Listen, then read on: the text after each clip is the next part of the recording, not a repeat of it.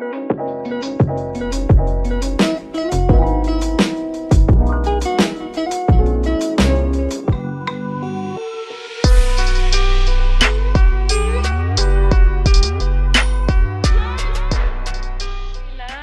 na siya.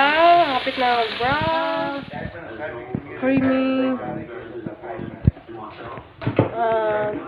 Chicken. So, oil. Init ang oil with garlic.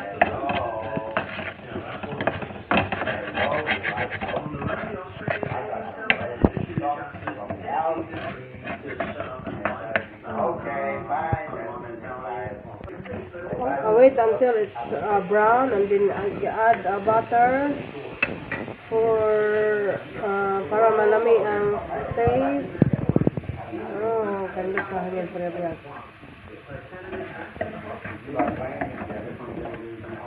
Wow, okay. So it's brown na, guys. So brown. And we're gonna put the mushroom. And then stir. Halo-haloin, stir, mix it properly. And we mix the little bit, 1/4 of cup of water, and then the cream, thickened cream. And then halo-haloin. Halo. We add the corn flour para mas lalong mas thicken. Thick. And ilagay na natin yung chicken fillet. Yan. Siguro na 3 minutes. And we wait and we let it sit or cook for maybe not 5 to 10 minutes. 5 minutes. 5 minutes. So, nearly ready. It really smells good. And then, malapit nang maluto at ilagay natin ang spinach. Kasi, Bisaya o spinach. Mo ba ni alugbati sa ato? Mura ka alugbati siguro ni sa Hybrid nga alugbati. Hybrid. Sa ato lang, dahon sa kamote, pwede na. Basta na green. Green grass. So, nearly finished. Magkano na itong sweets? Nearly ready. Cook na. Ready na. Tapos na. So, yum. Ready to dish. Hey everyone. Welcome back to my YouTube channel. Australianang Bisaya. Today, wala tayo trabaho. So, maglimpyo ta sa gawas. Look who's in there. Foxy. Come on, let's go. Help me. Come on, abay. Come on. Manglimpyo ta sa atong garden para malimpyo. So come with me. Hoy! You been doing? Come in. So dali guys, dungan niyo akong maglimpyo. Dito tayo. Guys, tayo na ang garden natin.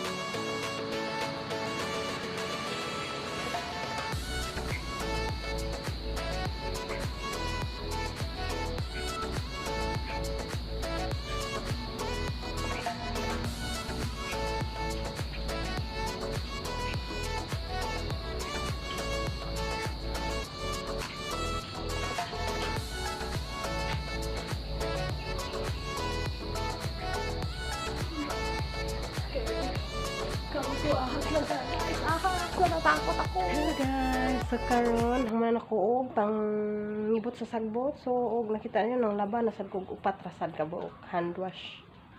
No kay kugi-kugi man taon niya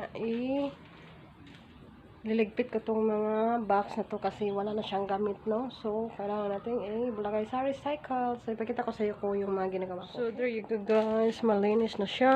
Tapos ko na siyang ginagawa. Limpyo na gid kayo guys. Na ang mga sagbot sa katalingban, limpyo na gyud. Got the flowers. So, mga bulaklak. Kaya fashion fruit. Huwag tingnan nyo yung pineapple namin. Nasa kaang lang siya kasi wala pineapple, parang flower pot, something like that. Ang garden namin dito. So, may sari-sari tayong tanim. So, yung lettuce natin is ready for harvest na. At ito, cabbage. So, kung nakita nyo guys, hindi pa kami nakapag-harvest ng cabbage kasi kinakain ng mga snails or omang. So, yung pak choy ko, hindi namamatay. Yung butchoy ko, wala. Patay. Yan ito. Daming mga buho-buho. Tingnan nyo guys, ang akong tangad, wa na buhi. Thank you pa sa tangad, pero wag na buhi. Mga yun na sa pag-usab. Ang akong kamote. Nabuhi na siya. Ang among green peas guys, wa na buhi. Patay. So, yan. Garden. So, mag-harvest tayo ng lettuce for dinner. So, pag may itanim, may anihin talaga. Pero yung iba hindi na ani kasi kinakain ng wood. Sa garden namin sa likod ng bahay. So, kung nakikita nyo, hindi nabubuhay lahat. At mga organic tong mga ito.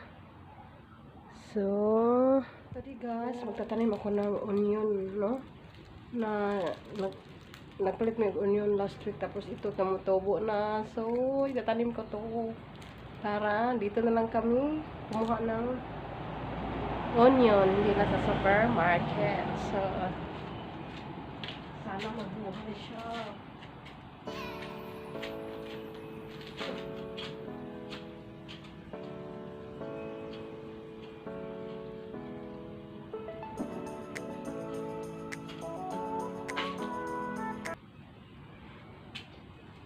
There you go. Buhay na buhay. Buhay yan, promise.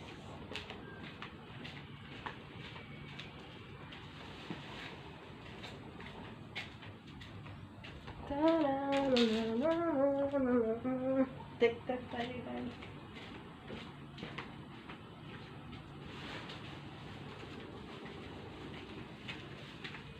So, simbol ko itong mga box na to kasi hindi na kailangan dagdag pulo lang dito. So, ilagay ko dito sa may box. So, pag may itanim, may anihin, di ba? So, ngayon, mabait na bata talaga. Trabahong bahay. Walang gana. Kung napansin nyo guys, itong shirt na to kasi unbrief pa ng asawa ko nung maliit pa siya. Kinuha ko. Hindi.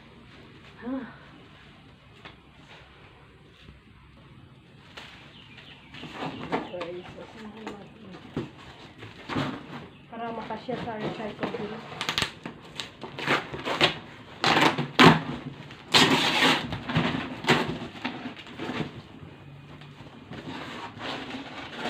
Kasi pag hindi kami hindi siya makasya.